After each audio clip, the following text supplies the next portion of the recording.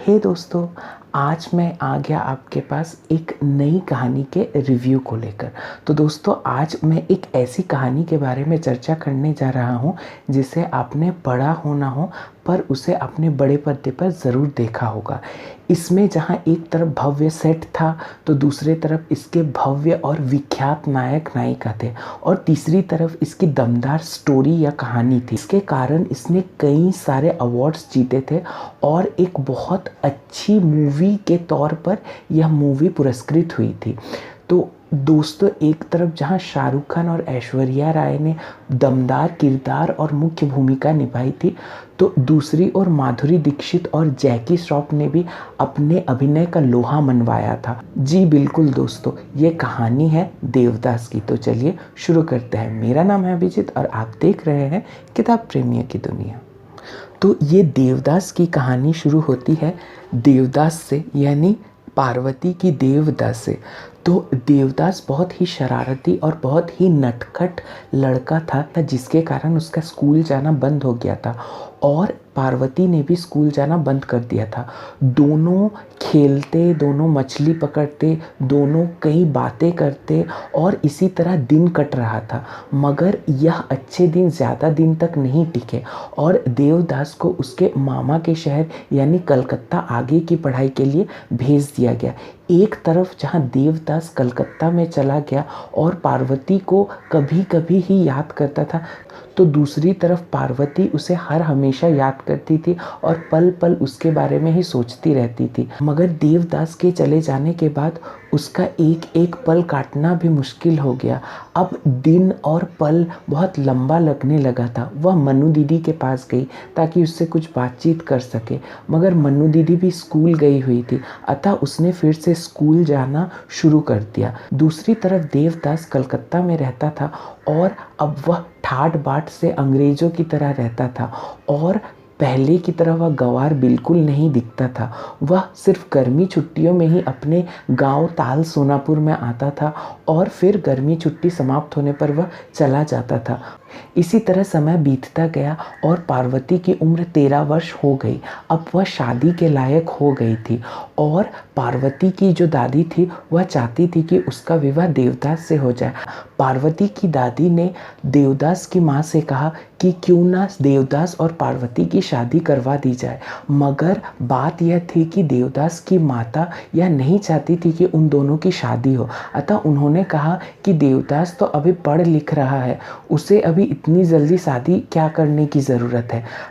बात यह थी कि पार्वती उसके पड़ोस में ही रहती थी और दूसरी बात यह थी कि पार्वती के परिवार में लड़के वालों को पैसा देकर लड़की को ब्याहना पड़ता था, यानी लड़की को खरीद कर ले जाना पड़ता था। यह एक रिवाज था और देवदास की माता यह नहीं चाहती थी कि इस तरह के परिवार में उसके बेटे का शादी हो, इसीलिए उसने यह बात किसी तरह टाल मटोल दिया। पार्वती के पिता निकल गए लड़के के तलाश में और जब वो लौटे तो रिश्ता तय करके ही आए थे। लड़का 40-45 साल की उम्र का था। एक दिन पार्वती और मनु दीदी एक साथ बैठकर कुछ काम कर रहे थे। तब मनु दीदी ने पूछा, तुम्हारे पति का उम्र तुम्हें पता है? तो पार्वती ने कहा उनका उम्र 19 साल है। तो पार्वती की यह बात सुनकर मनु दीदी आश्चर्य हो गई और फिर वह बोली, तुझे तेरे पति का नाम पता है? उसने मनु दीदी के कान में आकर धीरे से कहा, उनका नाम है देवदास। और मनु दीदी उसकी तरफ आश्चर्य से देखने लगी। मनु दीदी बहुत ही आश्चर्य में पड़ गई। वह बोली, तुझे पता है तेरे पिता कहीं और रिश्ता तय करके आए हैं और तू अब देवदास के बारे में बात कर रही है। तो पति कहती है कि मैं देवदास के चरणों को छूकर कहूँगी कि इन्हीं चरणों में आप मेरे लिए थोड़ी सी जगह दे दीजिए। तो इसी तरह वह करती भी है। वह उस रात के करीब 1-1:30 बजे वह देवदास के घर जाती है और उसका पैर छू लेती है। देवदास इस वक्त सोया रहता है और कुछ देर बाद वह उठता है। जब वह स्पर्श उसे महसूस होता है, वह पार्वती से कहता है, तुम इतनी रात गए यहाँ क्या कर रही हो? तो पार्वती कहती है, मुझे आपके साथ ही रहना है, मुझे आप अपने चरणों में थोड़ा सा स्थान दे सकते हैं। और दूसरे दिन देवदास अपने माँ पिता से बात करता है। उसके माँ पिताजी बिल्कुल इस चीज़ पर राज़ी नहीं होते और देवदास कलकत्ता जाता है और वह चिट्ठी लिखता है पार्वती को, और वह कहता है कि इन 2 कारणों से उसके माता पिता बिल्कुल राज़ी नहीं हैं, और दूसरी बात यह है कि वह भी पार्वती से अब उतना प्यार नहीं करता, और वह चिट्ठी पोस्ट कर देता है। कुछ देर बाद जब वह पोस्ट करता है चिट्ठी, उसके बाद उसके दिमाग में एक बात आती है कि कहीं पार्वती आत्महत्या न कर ले, और यह सोचकर वह कुछ दिन बाद फिर ताल सोनापुर में चला जाता है। वहाँ जाकर वह पार्वती से कहता है, पार्वती मैं आ गया हूँ, अब तुमसे ही शादी करूँगा और किसी तरह अपने माँ बाबा को मैं मना लूँगा। पार्वती कहती है कि तुम्हारे माँ बाबा ही क्या सब कुछ है, उन्हीं का निर्णय क्या सब कुछ है, मेरे बाबा कुछ भी नहीं। इसके अलावा मेरा भी ज़मींदार घराने में शादी तय हुआ है और मुझ में रूप है, गुण है, और किस चीज़ की कमी होगी। देवदास कहता है कि इतना गुरूर तो चांद को भी नहीं है जितना तुम में है। पार्वती कहती है कि गुरूर होगा कैसे, उसमें तो दाग है, मुझ में तो नहीं। और देवदास उसके सिर पर एक बार मारता है और उसके माथे से खून निकल आता है, और देवदास कहता है, यह रही मेरी निशानी और तुम्हारे सिर का दाग, जो हमेशा तुम्हें मेरी याद दिलाती रहेगी। और इसी तरह पार्वती की शादी हो जाती है और देवदास उस शादी को देखते ही रह जाता है। फिर देवदास कलकत्ता लौट आता है, और जहाँ उसे चुन्नी बाबू मिलते हैं जो एक ही मेष में रहते थे देवदास के साथ, और वह एक कोठे में ले जाते हैं जहाँ पर उसे चंद्रमुखी मिलती है। पहले दिन बहुत गुस्सा होता है देवदास इस जगह से, और उसे चंद्रमुखी से बिल्कुल नफरत होता है। वह चंद्रमुखी को बहुत ही तिरस्कार भरी भाषा में, अपमानित भाषा में बहुत सारी बातें कहता है, उसके हाथ में पैसे देता है और वहाँ से चला आता। मगर चंद्रमुखी को देवदास बिल्कुल बुरा नहीं लगा।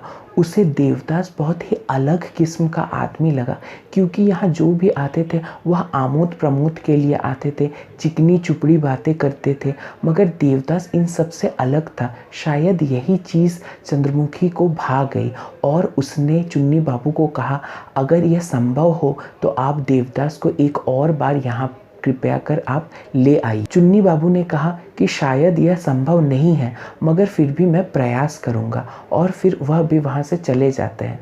और कुछ दिन बाद देवदास को चुन्नी बाबू फिर से यहाँ ले आते हैं, और धीरे धीरे चंद्रमुखी के यहाँ देवदास के आने का सिलसिला चलता रहता है।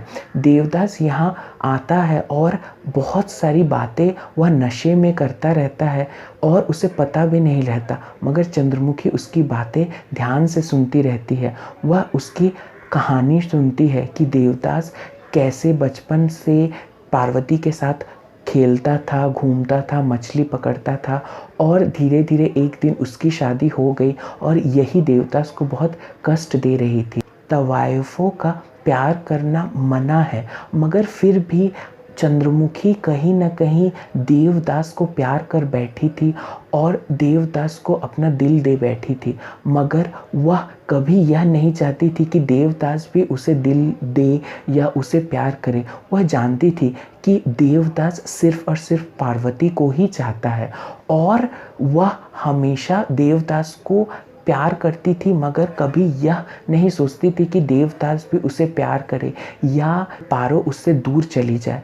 और यही प्यार एक सात्विक या शुद्ध प्यार था, जो कि हम सोचते हैं कि तवाइफों के यहाँ केवल आसक्ति होता है या शारीरिक संबंध होता है, लेकिन चंद्रमुखी बहुत हटके थी। उसे शरीर से ज़्यादा उसके मन के प्यार को उसने समझा, और वह जानती थी कि उसका मन सिर्फ और सिर्फ देवदास को ही चाहता है, और वह चाहती थी कि देवदास का दुख वो कम करे, बस यही चाहती थी। इसीलिए अगर आपने मूवी देखी होगी तो उसमें माधुरी दीक्षित कहती है कि आप देव बाबू के यहाँ से ले जा सकती है तो आप ले जाइए, यह खुशबू, ये महक, हर चीज़ में देव बाबू ही देव बाबू है।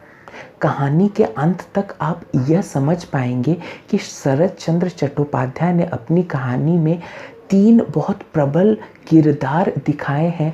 एक है देवदास, जिसका सभी होते हुए भी, यानी उसकी माँ, पार्वती और चंद्रमुखी तीनों होते हुए भी, तीनों उनसे प्यार करते हुए भी देवदास बहुत ही अकेला था, और यह अकेलापन उसे खा रहा था अंदर ही अंदर।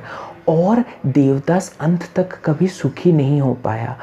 उसके हिताकांक्षी बहुत थे, मगर फिर भी वह कभी किसी से सुख नहीं पाया, या वह हमेशा ही अकेला रहा। तो देवदास हमेशा ही अकेला रहा, यही उसके जीवन का सबसे बड़ा दुख था, और उसके जीवन में, उसके दिल में हमेशा आग धधकती रही। दूसरी तरफ पार्वती थी, जिसकी शादी हो गई थी। वह देवदास को अभी भी बहुत ज़्यादा चाहती थी, और देवदास के अलावा वह किसी को और पति नहीं मान सकती थी। वह सारे रस्मों रिवाज को मान रही थी, वह अपने कर्तव्य को कर रही थी, मगर उसने एक ही व्यक्ति से प्यार किया था, वह था देवदास। तो ये कहानी मुझे कहीं ना कहीं राधा और कृष्ण की कहानी की तरह लगती है, कि राधा और कृष्ण की शादी तो नहीं हुई, मगर जब जब कृष्ण का नाम लिया जाता है तो उसके साथ राधा ही आता है। उसी तरह जब जब देवदास का नाम लिया जाएगा उसके साथ पार्वती नाम ही आएगा। तो इसीलिए मुझे ये कहानी बहुत अच्छी लगी। और इसके अलावा थी चंद्रमुखी, जो एक बहुत अलग किस्म की किरदार थी, मगर उसकी भी बहुत मुख्य भूमिका थी। वह देव बाबू को प्यार करती थी, मगर वह चाहती थी कि सच्चे प्यार के कारण देवदास का दुख वह कम कर सके, मगर अंत तक वह देवदास को बचा ना पाई, और देवदास का अंत भी बहुत दुखद हुआ। आप देख पाएंगे, और चंद्रमुखी ने यह चीज़ दिखाया है। तब भी ये चीज़ थी और अब भी ये चीज़ है कि कोठा या तवाइफ, अगर एक पुरुष एक कोठे में आए, वह दारू पिए और एक स्त्री को नाचते हुए देखे, तो उसके लिए कुछ भी नहीं होता, उस पर कोई पाबंदी नहीं है। मगर एक स्त्री अगर कोठे में आए, या वह नृत्य करे, या वह दारू पिए, तो इसके लिए समाज उसे बहुत ही निकृष्ट या बहुत ही नीची दृष्टि से, हीन दृष्टि से उसे देखती है। और वह देवदास को यह भी कहती है कि तुम दारू पीकर या तुम कोठे में आकर अपने दिल के भड़ास को निकाल सकते हो, या अपने दुख को कम कर सकते हो, लेकिन पार्वती का क्या? वह ना तो दारू पी सकती है और ना तो किसी को यह बता सकती है कि वह देवदास से प्यार करती है। तो कहीं न कहीं यह चीज़ शरद चंद्र ने बखूबी से दिखाया है कि एक लड़की में सहनशीलता बहुत ज़्यादा है एक लड़के के हिसाब से। और यह कहानी इतनी सुंदर से और इतनी बखूबी लिखी है शरद चंद्र चट्टोपाध्याय ने, जिसमें आप नारी चरित्र को देख सकते हैं, और इसके साथ ही साथ आप एक पुरुष के कष्ट को भी देख सकते हैं, जो कि नारी के बिना अधूरे हैं। तो दोस्तों, देवदास एक ऐसी कहानी है जिसे कई बार फिल्मों के द्वारा दिखाया गया है। केवल हिंदी में ही इसे 3 बार बनाया गया है। हमारे जनरेशन में शाहरुख खान वाली कहानी ही या शाहरुख खान वाली मूवी ही ज़्यादा फेमस रही है। इसके अलावा कई रीजनल लैंग्वेजेस में, यानी कई क्षेत्रीय भाषाओं में इस कहानी, इस उपन्यास को फिल्म के पर्दे पर उतारा गया है, और बहुत बार इसने अवार्ड जीता है, और बहुत सारी भाषाओं में इसे बनाया गया है। तो दोस्तों, अगर इसी तरह के वीडियोस आप देखना पसंद करते हैं तो सब्सक्राइब ज़रूर कीजिए, और बेल आइकन को प्लीज़ प्रेस कीजिए, ताकि आपके पास अपडेटेड वीडियोस हमेशा पहुंचते रहे। तो आज के लिए बस इतना ही, फिर मिलेंगे, तब तक के लिए टाटा।